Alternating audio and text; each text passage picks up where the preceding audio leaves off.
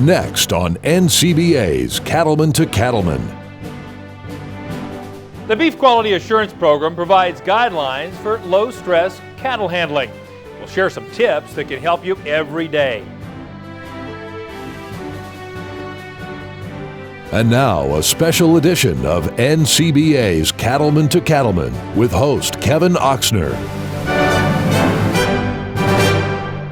Hello and welcome to another edition of NCBA's Cattlemen to Cattlemen. I'm Kevin Oxner. Thanks for joining us. If you're in the cattle business, caring for your animals is job one.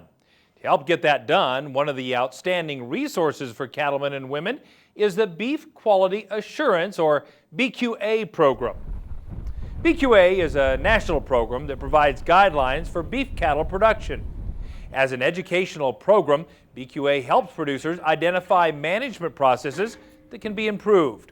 And it's founded on the idea that production practices can ultimately influence consumer acceptance of beef. So today, we're going to focus on beef quality assurance, and in particular on low-stress cattle handling. To begin, let's hear what some leading voices in the beef industry have to say about beef quality assurance.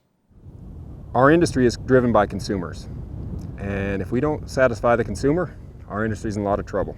And we all have got to understand that, and that's why BQA, or beef quality assurance, is so important.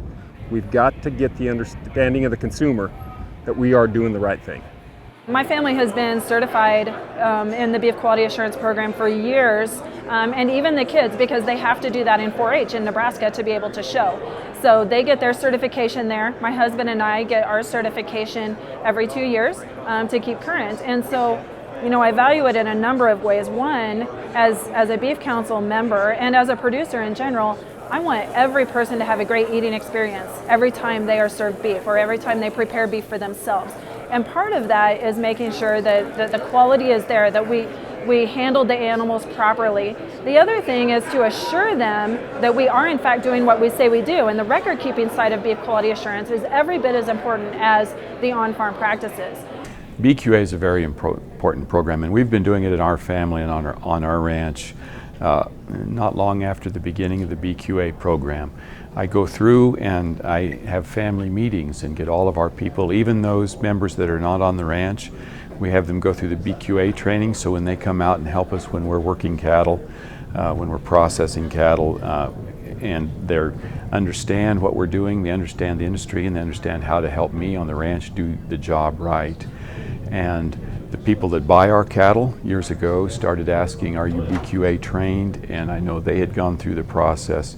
So this way we can tell the consumer that we're handling the cattle right, we're giving vaccines right and responsibly, we're using our antibiotics with the veterinarian and using them responsibly, and working cattle responsibly. Still ahead on this special edition of NCBA's Cattlemen to Cattlemen. So what we're dealing with when we're moving livestock is applying pressure. And if you apply the pressure properly, animals seem to like it and respond well to it. And if you apply the pressure wrong, they learn to fight it or hide from it. Bulls don't take pressure good. We'll look at BQA approved livestock handling practices as Kurt Pate gives us a demonstration of how to move and work with bulls. Stay with us. We'll have more right after this. Stay Tough fence will last 3 times longer and is 4 times stronger than low tensile fencing. High tensile wire, solid vertical stays, and tight fixed knots all provide superior strength. You will use fewer posts, saving time, labor, and money. Protect your investment for generations with Stay Tough fence. Stay strong, stay tight, stay tough.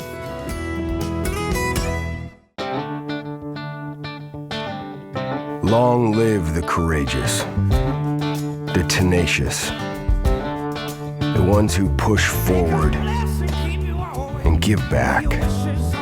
Long live the greater good, the helping hand, and long live the truck built to outlast them all. Ram, America's longest lasting pickups.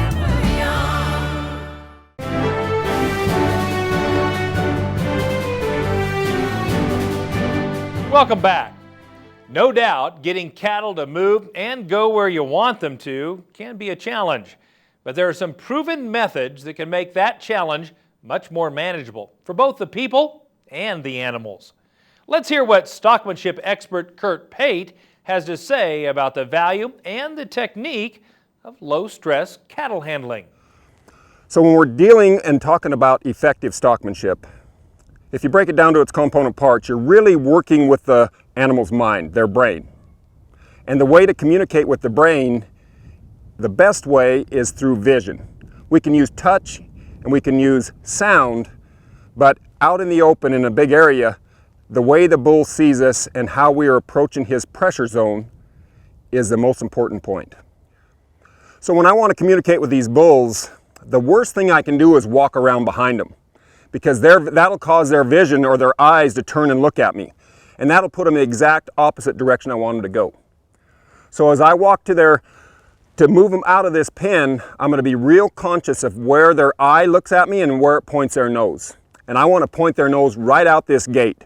So as I approach here, I step in and I approach these bulls in a way that causes them to look right towards the gate. So I have to get down behind this guy a little bit more.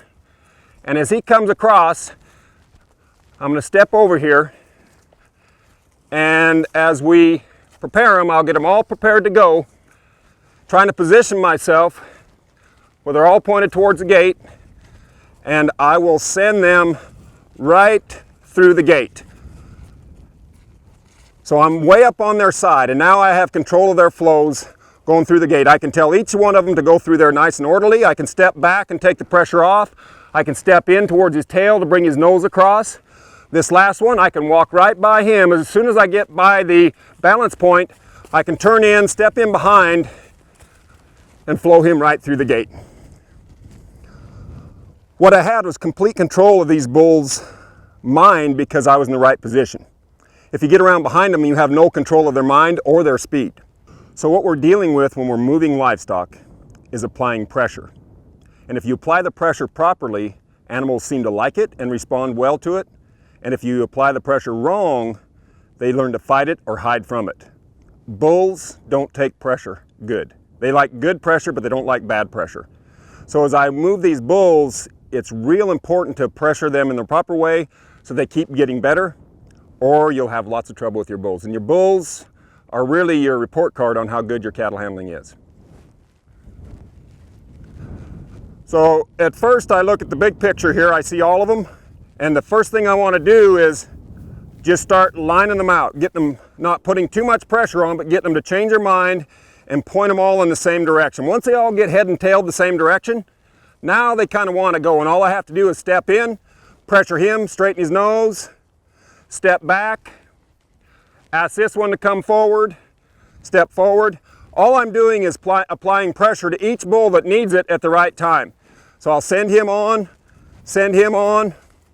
Now right here, I've got to start widening out to point him towards my gate. As I widen out, I'll turn their heads towards the gate. I'll put some pressure right on this bull here. I'll step up to him. And what I'm going to do is I'm going to keep the pressure on him all the way through. He's going to push the other bull through the gate. Now this positions me here to apply pressure, take it off. I'll open the gap for this bull.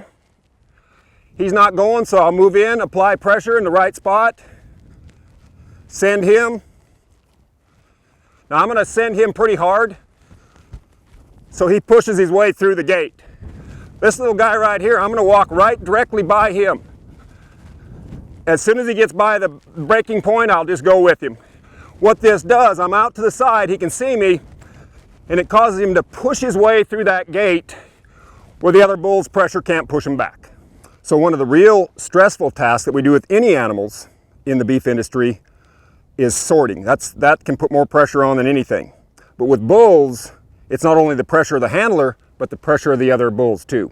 So I like to sort bulls in a bigger pen. I actually like to sort all cattle in a bigger pen, but this will be a good way to show that these bulls can be sorted in a bigger area where they don't feel so confined, and it'll just work out safer and better for everybody. So the first thing I want to do is, again, get them pointed towards the gate. So I position myself to get things lined out. And as soon as we get them positioned, now I can decide I can let him go because they know how to go by me. I'll keep this calf here, I'll keep this younger one. Send him to the back. I'd like to keep this first one here, so I'll bring him right on around, come to the back. So if I've got him under control, I can position him and put him anywhere I want. I'll send this guy by, or back to the back, and I'll just keep positioning myself to where I can put myself in the proper place to get this older bull to come on by. I'll just walk with him. As I stop here, all the bulls are looking at me and wanting to go. This way they stay good at getting sorted or worked, but I got my sort done real low stress. Don't forget, the Beef Quality Assurance Program provides guidelines and training about best practices in beef production. You can get BQA certified. In fact, to start the process, just visit the website bqa.org. We'll have more of NCBA's Cattlemen to Cattlemen right after this.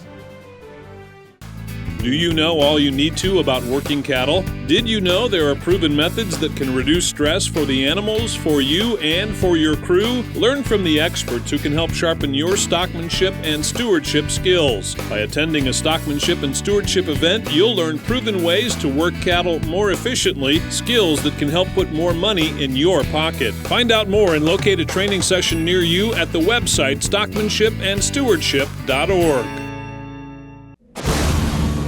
No storm is too powerful for new Purina Wind and Rain Storm Minerals, formulated with ultimate weather resistance. That means more minerals in the feeder and available to your cattle.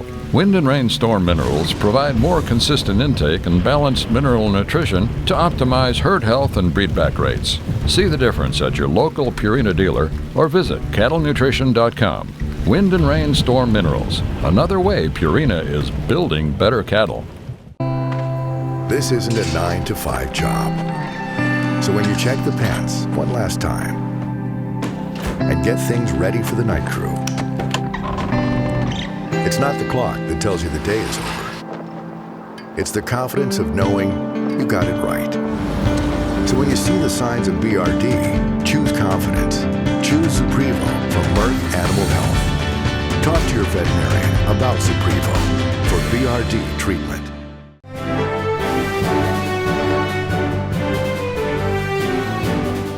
Welcome back.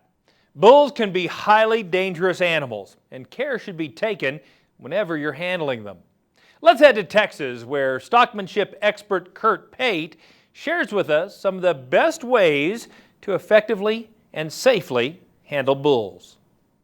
So the main two terms with low-stress livestock handling or effective stockmanship are balance point and flight zone. And those are real good terms, but let's expand on them just a little bit. When we talk about flight zone, what we want to do is get the animal to move in a manner that's not fleeing, but working away from our pressure. So we'll find out that space that we need to be away from the animal that determines that nice movement. It could be 1/4 mile away, or it could be 3 feet away, depending on the temperament of the animal. The next thing is balance point, and where we position ourselves on that animal to make him go and do what we want. If we pay attention to how we position ourselves, and what I try to do is point my animal's nose to where I want him to go. So as I walk to this bull, I'll step around here and I'll try to draw his eye back to me, or else I'll have to get up in front to where he looks at me. He should turn and look at me with both eyes here. If I can get in a position, I'll ask him to look at me by backing up. And now I should be able to come around and send him right back towards the gate. So here, now I'm putting pressure in front of the balance point, which causes him to stop or turn away. I'll widen out here, which should cause him to slow down. I'm getting farther away from the flight zone and turn towards the gate. Now I move back into the pressure zone or the flight zone. Now I move back out because I'm trying to point his nose right at my gate. Now I'll keep the pressure on just enough, and as I step out wider here, I'm going to be able to push his eye right through that gate. Pressure, pressure, pressure. Now I'll ask him to come down the fence line. So I step in behind him here, and I want him to stop. So I'll walk up in front of the balance point and stop him. I'm going to ask him to wait there. I'll shut my gate. So I'm real careful about how I go about this. Good. So as I walk up here, I can ask him to look at me with both eyes by my position. I'll go here. When he looks at me with two eyes, he has depth perception. He knows how far away I am from him, and he likes me right here. From this position, I can ask him to walk straight forward by just walking across the balance point. And if I want to slow him down or stop him, all I have to do is walk up, draw away a little bit, ask him again to look at me with both eyes. I'll step here, here, here. Good, there he goes. As soon as he does, I step back and take some pressure off. This teaches him what I want. Now I want him to turn to his left. So I step right across here, pressure into that eye, put pressure on in front of the balance point, and ask him to move to his left. I want him to turn to the right. Now here I can step down behind him and ask him to look across this way. I might even have to put my hand on him. And I'll ask him to turn and look back at me over here. He's going ahead and switch across this way. That's fine. I'll draw him to me. I want him to go right back. Good. I'll step forward. I want him to stop. I walk up his eye. I pressure to his eye. Watch his front foot. I'll let it there. Now I know I can take the pressure off and release it. So the bull tells me what I need to do, but I have to keep repositioning myself in the proper place in the balance point and our flight zone to get these things to work. So when we're working with these guys to put them up a chute or somewhere, I'd like to try to keep them from, I'd try to pick out the bulls that want to fight and don't want to fight and kind of put them in separate. You can't always guess that, but a lot of times you can tell by the way they look. So I'll pick these two here. I'll try to take two and leave this guy because he seems to want to fight a little bit. Now once I put the pressure on here, I don't take it off. I think so many people when they're working with bulls, they take the pressure off. I'm putting quite a bit of pressure on this bull. So low stress handling or effective stockmanship is not about no pressure. It's about the right kind of pressure. Now here I'll just wait it out. I open my gate so if I need to I'll be safe. Now I didn't put any pressure on. I'll wait and I'll get myself safe. Now as I come around here, this is dangerous business. So this is the real world. So right here, I have to get myself in a safe spot and I'll let this bull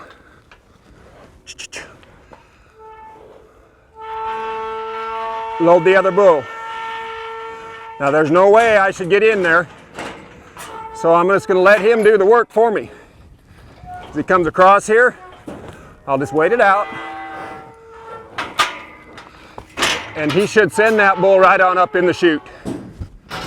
So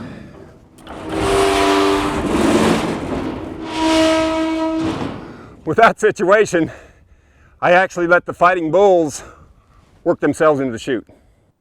To find out more about low-stress livestock handling and the Beef Quality Assurance Program, visit bqa.org, or you can review any of our stories by visiting our website, and that's cattlemen-to-cattlemen.org. Whether you're designing a new cattle working facility or trying to manage an existing one, it's important to make sure the facility you have meets the needs of the cattle. Let's head to Texas, where stockmanship expert Dr. Ron Gill shares some facility design tips with us. When we talk about facility design, there's a lot of different images brought to people's mind. There's a lot of different designs out there. There's a lot of constraints in where facilities can be built, and regardless of what those constraints are, there's some basic principles of behavior that we need to keep in mind. Most old corrals are much like this one we're standing in today. This has been pieced together at least 4 or 5 different times, so the pieces don't always fit together.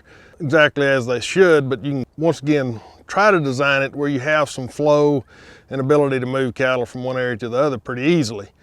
This one happens to have an alleyway on one side of it. A lot of people do not have that. Some people really use an alleyway quite a bit. This one actually has a small tub system in it that's not particularly designed the way I think a tub should be. We've adapted it and adopted some other principles and design behind it that makes it actually work fairly well. So the main thing is to try to figure out how you can make things work regardless of what your setup is. And then if you have some real trouble spots, understand how cattle are thinking, behaving, read what they're doing, and make adjustments. And that's the thing that I really encourage people to do, is try to let their cattle tell them where they have a problem. In a lot of facilities and a lot of people's mind, they want to really stack an alleyway or whatever loads or their source of cattle coming into a sweep or a crowd area. You really want to keep this area where it's not overcrowded, where you can get cattle to move very easily. I try to put maybe enough cattle in here for about 3 different loads going into that squeeze chute. That way I can keep motion going in the cattle and not have to have a lot of them sitting in the back of the alleyway, getting additional stress on them that I don't particularly want them to have. So we keep a limited number in here. We may warehouse some back in the alleyway here, and that'd be something as this needs more cattle. We step to them, get them to come back past us into this area. That just trains them for the next segment as well. So everything is designed where you step past cattle and draw them forward, refill your alleyway or your loading area, and don't put too many cattle there. It's better to leave them in a corral out back and go put more in as you need them. In this particular setup, and regardless whether it's this one or something else, I like the idea we bring cattle into this alleyway and into this section here where we're standing. And that they go to the far end, their natural inclination then is going to be to come back. And so what we do from that standpoint, we can open this gate as we bring cattle in, bring this one around, and then I'll push cattle away from me to that end, let them start coming around. And as they come around, then I'm working on the side and I can push on the cattle and send them into this, it's not really a bud box, but kind of a return box behind this sweep system. So the cattle would come into here. The idea behind this would come into here, would actually close the gate behind us, but as the cattle come in, they're going to come to this end, and you want this end open so they've got daylight to go to. The other sides can be solid if you want them to be.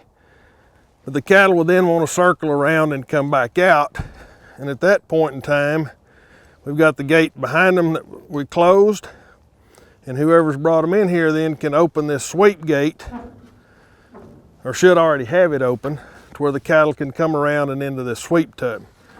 So as the cattle go to the far end, I like to open the gate from this side. Some people like to work it from the other side. I personally like to work it from down here where I can push on an eye, get the cattle to come out of that corner. As they come around, I can step to their side, draw their eye on around this corner. The trick to making this work really smooth is once they start around here, don't just worry about the ones in the back and getting them all in here. As the front comes around, I'll step right to this pivot post to put pressure on them. Now if the cattle are really wild or something and you haven't got them where they handle really good, you may can do this from the outside as well. But in this scenario, I want to push on the cattle and get them started down that chute. This design is not what we'd like for it to be. This should come off and go straight for at least 2 body lengths. That allows the cattle to see an opening. As they come around this corner, that looks like a solid wall to them. Once they get started, it's fine, but getting them started can be a little difficult. So once again, if you're going to redesign it, go straight. Once the cattle go down the crowd alley, whoever's working on the outside, or if you're working by yourself, you then can go to the outside, come from the front to the back to get the cattle to move forward. Same thing we've been doing out in the pasture, same thing we've been doing in the corral. So we use the same signals in each segment of this deal, trying to work from the side, not from the behind, draw the cattle forward, put pressure on them and get them to flow themselves through a system. We'll have expert advice on managing your tools and animals at the working chute when we return. Stay with us. There are many great reasons to join NCBA, and that includes exclusive NCBA member discounts and benefits from some outstanding companies. Hi, this is Kerry Bastine, President of Roper Apparel and Footwear, Stetson Apparel Boots, and Tin Hall. We are very proud sponsors of the NCBA, and for all new members signing up with the NCBA, you get 50% off your first purchase, and for all Go Forward members, you get 25% off 4 times a year. Go to urbanwesternwear.com, click on the NCBA specials, use your coupon code for your first 50% off, and come back to Urban Western Wear all year long and use your 25% coupons that you'll find in the National Cattlemen's newspaper. Big discounts on boots, clothing, and Western apparel is just one of the many amazing deals you get as an NCBA member. Don't miss out. Join NCBA today and enjoy these exclusive member discounts. Find out more at beefusa.org.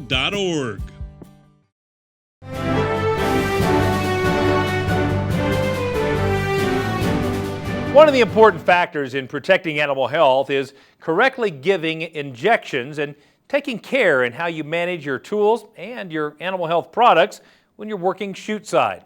We turn again to Dr. Ron Gill for some tips and ideas on working with your tools and your cattle chute side. When we look at the different tools that are available and the scenarios where a lot of us work, that would be open air, not in buildings in the southern tier states.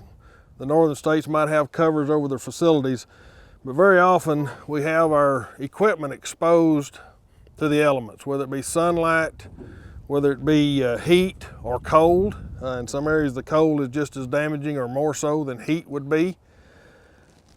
But we need to think about the different types of products that we're going to use. There are a lot of different syringes. A lot of people might not use anything but these disposable syringes. They work very effectively, but I encourage everybody to use them as a single dose delivery system and not try to use multiple doses out of one, because if you're off on one animal, you'll be off on another one. So once again, they work good for single dose, which hardly anybody uses them for that. That's why we don't normally recommend we use anything more than a 2 or 5 cc syringe for administering products to cattle. Then we have these, a lot of people call pistol grip or multi-dose syringes. They come in either 25 mil or 50 mil designs. The 50 mil design, if you're using 5 cc products, we normally recommend them. If you're using 2 cc products, we normally recommend the 25 dose syringes. The reason for that is we don't want the vaccine to be in the syringe that long. The more it's in the syringe, the more it's exposed to different elements, whether it be sunlight, heat, or cold. And if we're doing 2 cc products, we have to process 25 animals before we have to refill this syringe. And a lot of people like that, but there's some downside to it that your vaccine may not be as effective if you do that. The other thing, most cattlemen are not prone to change the syringe very often. We recommend we change at least every 10 head. And if you're using a syringe, it'll get you to go through 25. You'll normally go through 25 before you change. So these will at least get you to change every time you fill your syringe, and that's a really good practice and protocol to have, is every time somebody goes back into a vaccine bottle, they change the needle on the syringe. So that'd be the appropriate way to do that. Now you notice this syringe has somewhat of a clear barrel, a little older design. This one has more of an opaque barrel, and it will keep some of the ultraviolet light out. But a lot of people are mistaken in thinking that's safe, because the heat and cold will still damage vaccine if left out in it. Sunlight, not so bad, but once again, use those as they should be as well. We now have some syringes such as this where we actually can attach the bottle to the outside of the syringe.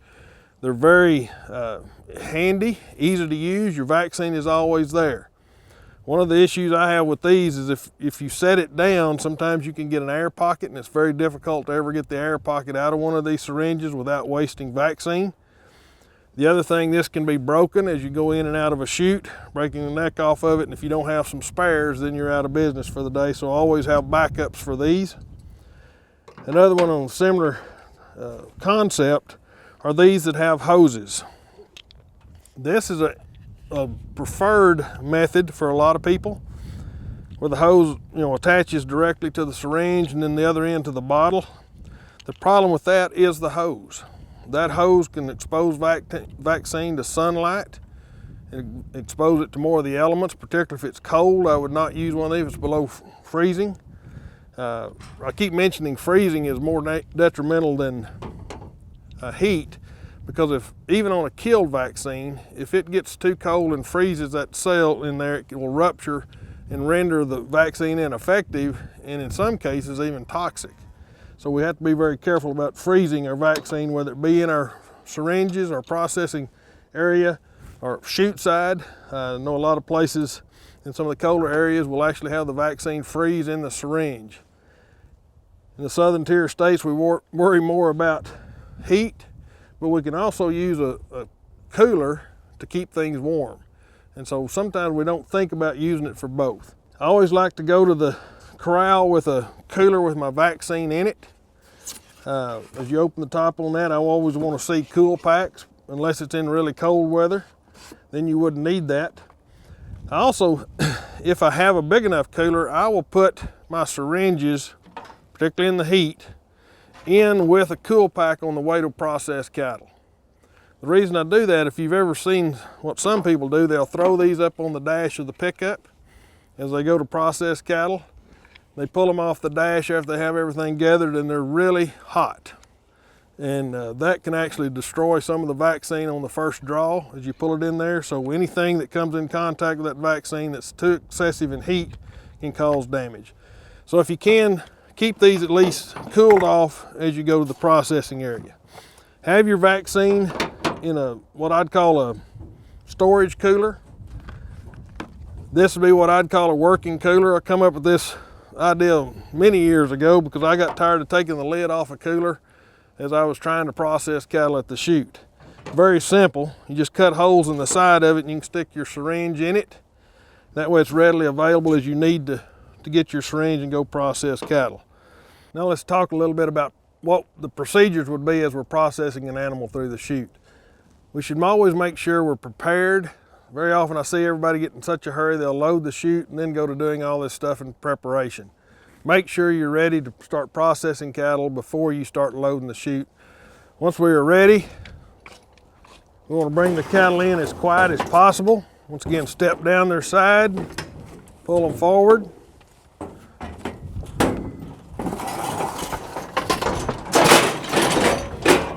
Like cattle in self-catch head gate, or if you have somebody helping you, that works great. I like to let the cattle come in. If they will, step back, squeeze the cattle down, and that gives a very good open area on this side of the neck. Take your syringe, and as you come out of the box, that's why I like this cooler. You can pull that syringe out very easily, come to the neck, and I like to tent the skin. Go in through the side of the tent. You once again try to pull the skin onto the needle here so you're not jobbing the needle at yourself. Once it's under the skin, you can tell it's free, then you can deliver your dose. If you do it with a good sharp needle, the animal rarely reacts. Once the needle goes in them, they're still quite ready for the next animal to come in. Once you're through with that, you can put your syringe back in there until you're ready for the next animal.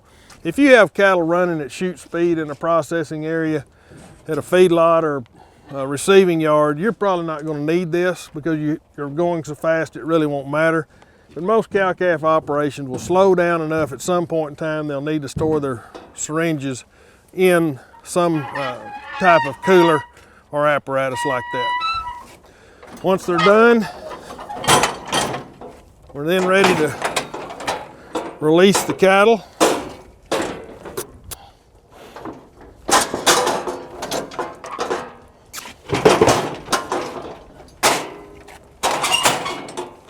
We'd like for it to be where they can come straight out so they're not going to make a sharp turn when they first come out the chute. Once you do that, you're ready for the next one. Step down the chute, run your hand down the back if they're balking a little bit. Put a little touch on them. And if cattle won't go forward into the self-catch, very often just giving them that little bit of time will allow them to do that. Once they set back, their head's a little more secure, and you're ready to process the next one. If it's an intermuscular injection, you want to go straight into this muscle area in the center of the neck, deliver your dose, come straight out. That area right below the ligament of the neck and above the spine and the lower part of the neck is all muscle tissue, and that's where all of our intramuscular shots should go. But if you're not doing one or two things to them, you can go pretty fast as you're processing your cattle.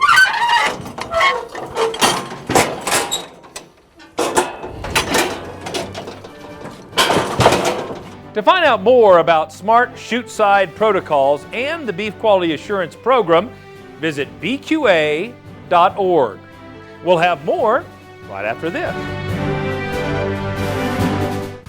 Do you know all you need to about working cattle? Did you know there are proven methods that can reduce stress for the animals, for you, and for your crew? Learn from the experts who can help sharpen your stockmanship and stewardship skills. By attending a stockmanship and stewardship event, you'll learn proven ways to work cattle more efficiently, skills that can help put more money in your pocket. Find out more and locate a training session near you at the website stockmanshipandstewardship.org.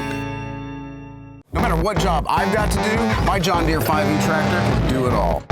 Whether I'm cutting, moving feed, or building a fence.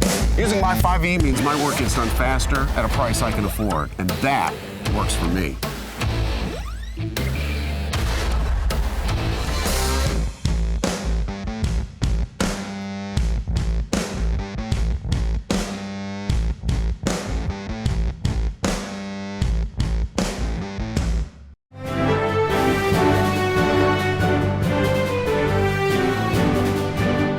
Often, one of the tougher days on a cattle operation is when it's time to work a big group of cattle through a chute. It can be stressful both on the people and on the animals. But with the right stockmanship skills, working cattle can be a whole lot easier. We have more on that from stockmanship expert Dr. Ron Gill in Texas. As you start to bring cattle into an alleyway or the next corral, whatever it might be, the best thing to do is push them away, once again, from where you want them to go, get your movement started, and bring them forward. This particular design is similar to what a lot of people have done for a long time, and they try to angle a fence to where they can funnel the cattle into this area. What it actually does, though, is kind of prohibit the handler from being where he needs to be when the cattle start coming around. But that angle keeps you from being up at the front, putting pressure on the cattle you'd like to see. This one is not a severe angle, so it's not too bad, but once again, it does kind of limit. I'd rather have square pins than I would have one at an angle coming into an alleyway. This is another different situation because we have to go around a 90-degree turn coming into this alleyway and send the cattle up. So we don't bring too many at a time because they'll wind up balked at some point, and then you lose your motion and movement going on up. So I try to fill the front section and then come in and fill behind them so we don't have too many cattle in the alleyway. So now I'm just going to go toward these heifers. Once again, I have to get some movement in them, so I might as well get it away from them and get them positioned where they need to go. Once I get some of them started around, and hopefully I can put enough pressure on them to go on in the alleyway. Once again, I'm just going to put pressure, step back, let some more flow. If I want to stop the amount I have in there at one time, then I can take this group on up. If you had enough people helping you, somebody could come behind you and fill the rest of the alleyway. And working an alleyway, you want to kind of work it like a dog or border collie might. Go back and forth across if you're working by yourself. Once you get the cattle up here, they're then quiet and ready to go through the processing area. It's interesting when you do that. Look behind us, we have cattle actually filling into the alleyway behind us when nobody has asked them to come. All right, as we are ready to reload the sweep tub and crowd alley, We don't want to use the sweep tub or a bud box or any other crowding area as a place to warehouse cattle. It's a flow-through part of the system. The sweep tub allows you to use the gate to go ahead and push some cattle around that don't want to flow through. But in this scenario, we're not going to put anything in there until we're ready for them to go into the chute or into the lead up to the chute. So now we're going to do the same thing we've been doing out in the pasture, in the corrals. I'm going to go from here to the cattle, push them away from them, get some motion and flow started in the cattle. So as I step to them, they're going to start moving away from me. I don't want to hit them with this gate, so I'm going to give them a little time to come out of that corner. Once we get the flow started, we wouldn't even have to open or close that gate every time. But once again, as I step to them, I won't get flow started. Try to bring about 5 at a time on these size of cattle. So I can step forward, close my gate. As the cattle move forward, then I'm going to push this gate toward them. They'll start coming around. Put pressure on the cattle right here to get my flow started. Then I can bring the others to them. But we can do all that without any noise, any pressure, any hot shots, anything. We can get our flow started through our chute. I also noticed I didn't use the crowd gate or the sweep tub at all.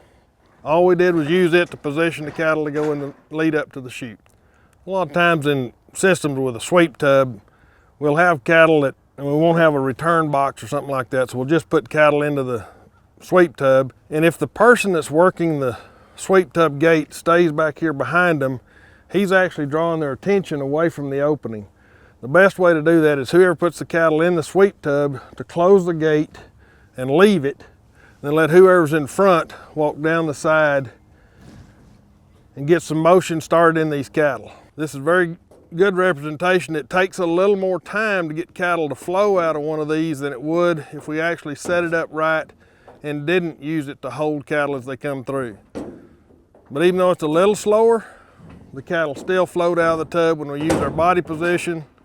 All right, we're ready for more cattle to come into the sweep tub. Then swing this gate away. Now, I'm not going to let the cattle just come in right now. I'm not set up really to do that, to get my flow like I like it to be. Step to them, let them come around. I'm going to let this one come with them. Once again, as we get them pushed to the other corner, then they'll be ready to set up and ready to come back around the gate. All right, once again, we want our cattle flowing through this system. We don't want to hold them in here, so I'll wait till they come to the back. Let them start working themselves out of that corner.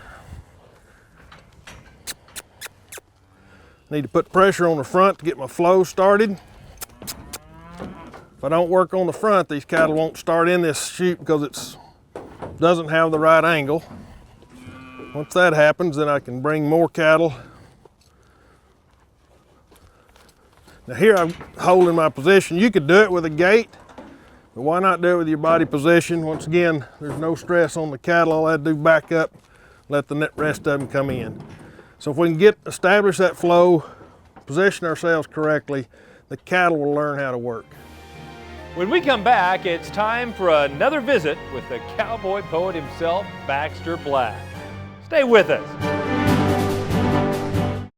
Say goodbye to your toughest pasture and rangeland weeds for good. Because one product offers season-long control, handles the widest spectrum of broadleaf weeds, and clears the way for increased forage with greater grazing flexibility. So you get more beef per acre at a cost that can't be beat. It's Grazon Next HL herbicide, and if it's in your pastures, plain and simple, weeds won't be. If your group or association is planning a meeting and are on a thrifty budget, check out Virtual Video Baxter. That's me. I'll video a personalized welcome, then furnish several humorous stories to run between your speakers. Sign books can be used as auction items. We've done rodeos, museums, bull sales, the Conservation Service. Use your imagination. Give us a call, 800-654-2550 at baxterblack.com. Did you know that Prefert makes over 1,000 different farm, ranch, and rodeo items? And now, thanks to Prefert Direct, it's easier than ever before to get access to every item Prefert makes delivered direct to your local dealer. For more information about Prefert Direct, visit us at prefert.com. Prefert, America's #1 name in farm, ranch, and rodeo. It was one of those 2 o'clock in the morning calls. Looked like everything was coming just fine, Doc, but then he got stuck. Could you come? On the way out to the ranch, I put the truck on autopilot while my foggy brain sifted through the possibilities. Hip lock, more than likely, I figured. I walked into the cabin barn, shook the snow off my coat, and surveyed the scene. 2 unshaven cowboys playing cards in front of the space heater, and a good-sized heifer standing in the chute, looking no worse for wear. I peeled off my coveralls and went to survey the battlefield. There, underneath the heifer's cocktail, peering out at the new world, was Bentley, the baby bull calf. All I could see was his nose and ears. With Mama's help, he'd gone far enough to pop his nose and ears out, but no further. He didn't seem in distress, just a little embarrassed. He looked like some trophy hunter's prize hanging on the den wall. Since the umbilical cord had not broken yet, he had no need to breathe, but he was looking around like a kid in a neck brace at the county fair.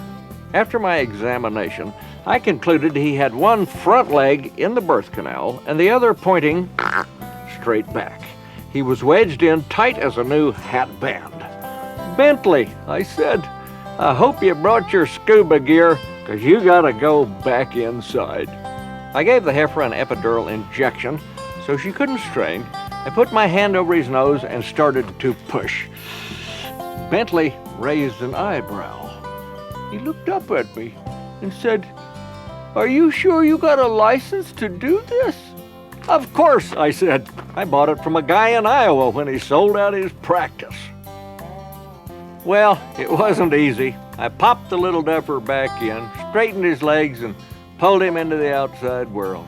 He was typically ungrateful as I rubbed him down and pointed him to the breakfast nook under Mama's flank. He turned once, looked at me, and said, "I've heard of being born again, but this is ridiculous." This is Baxter Black from out there. Thanks, Baxter. You know, there are many great reasons to become a member of NCBA, and one of them is the chance to read the National Cattlemen. This publication provides news and information about the issues and events affecting the beef industry. A subscription is included free when you become an NCBA member. Joining is easy. Just call 1-866-USA-BEEF, or you can visit the website beefusa.org. We'll be right back. There are many great reasons to join NCBA, and that includes exclusive NCBA member-only discounts, such as savings on new equipment purchases from Caterpillar.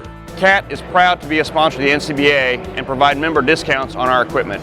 We've been a partner with the NCBA for a number of years and are excited to offer you, the members, exclusive benefits. NCBA members can save up to $2,000 when you buy or lease a qualifying machine, including backhoe loaders, skid steers, and more. Also save an additional $250 on select CAT attachments. Caterpillar is proud to be a sponsor of the NCBA and work with you, the producers, on future equipment purchases. You can go to catresourcecenter.com to learn more about our products and offerings. Saving big money on equipment purchases from Caterpillar is just one of the great deals you get as an NCBA member. Don't miss out. Join NCBA today at beefusa.org. What does it mean to be dependable? It means you do what you say you'll do time and time again. Because performance isn't optional, and your task is essential. For over 95 years, we have proven ourselves to be the most dependable choice.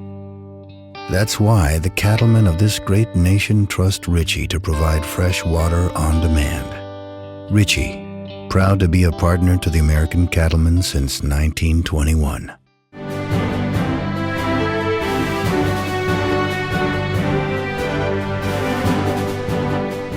It's time now for this week's Legacy Photos, submitted by ranching families from around the country. Let's take a look.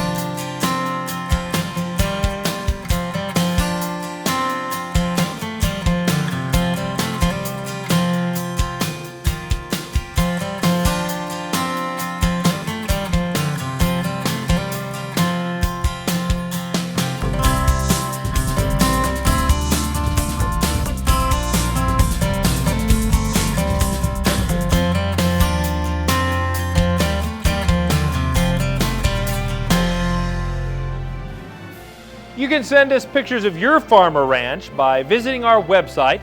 That's cattlemen2cattlemen.org. Include your ranch or farm name and your hometown, and we may use them on a future episode. Well, that's our time for this edition of NCBA's Cattlemen to Cattlemen. Thanks so much for watching. We'll see you next week right here on RFD TV.